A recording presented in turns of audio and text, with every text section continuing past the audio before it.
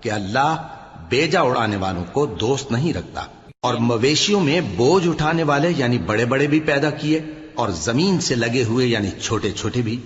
پس اللہ کا دیا ہوا رزق کھاؤ اور شیطان کے قدموں پر نہ چلو، وہ تمہارا کھلا دشمن ہے۔ یہ بڑے چھوٹے مویشی 8 قسم کے ہیں، 2 بھیڑوں میں سے اور 2 بکریوں میں سے، یعنی ایک نر اور ایک مادہ۔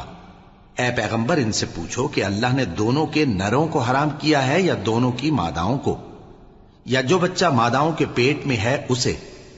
اگر سچے ہو تو مجھے سند سے بتاؤ۔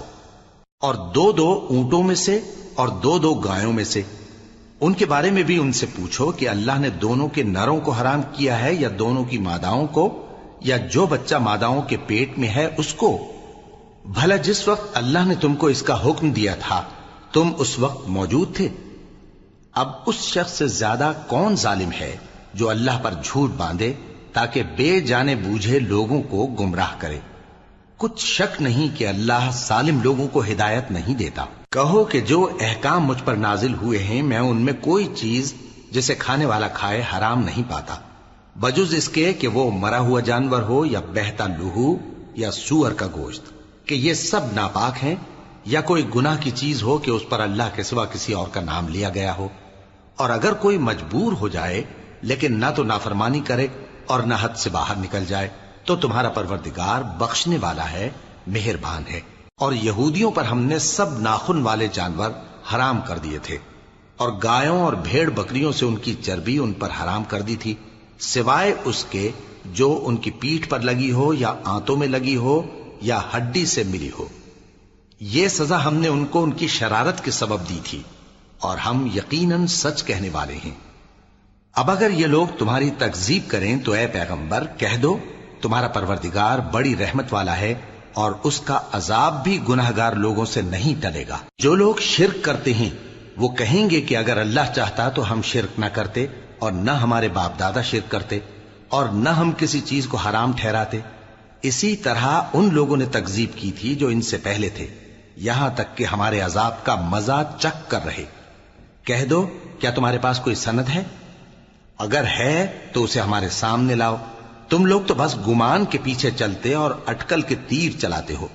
کہہ دو کہ اللہ ہی کی حجت غالب ہے، پھر اگر وہ چاہتا تو تم سب کو ہدایت دے دیتا۔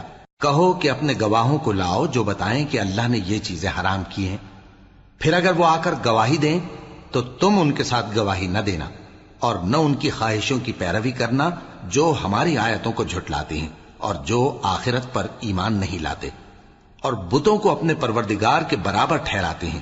کہو کہ لوگو آؤ میں تمہیں وہ چیزیں پڑھ کر سناؤں جو تمہارے پروردگار نے تم پر حرام کر دی ہیں۔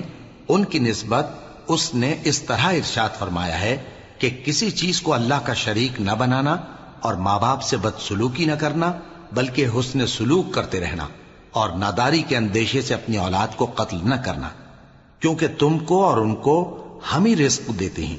اور بے حیائی کے کام ظاہر ہوں یا پوشیدہ ان کے پاس نہ پھٹکنا، اور کسی شخص کو جس کے قتل کو اللہ نے حرام کر دیا ہے قتل نہ کرنا، مگر جائز طور پر یعنی جس کا شریعت حکم دے۔ ان باتوں کی وہ تمہیں تاکید کرتا ہے تاکہ تم سمجھو۔ اور یتیم کے مال کے پاس بھی نہ جانا مگر ایسے طریق سے کہ بہت ہی پسندیدہ ہو، یہاں تک کہ وہ جوانی کو پہنچ جائے، اور ناپ اور تول انصاف کے ساتھ پوری پوری کیا کرو۔ ہم کسی کو ذمہ دار نہیں بناتے مگر اس کی طاقت کے مطابق، اور جب کسی کی نسبت کوئی بات کہو تو انصاف سے کہو، گو کہ وہ تمہارا رشتہ دار ہی ہو، اور اللہ کے عہد کو پورا کرو۔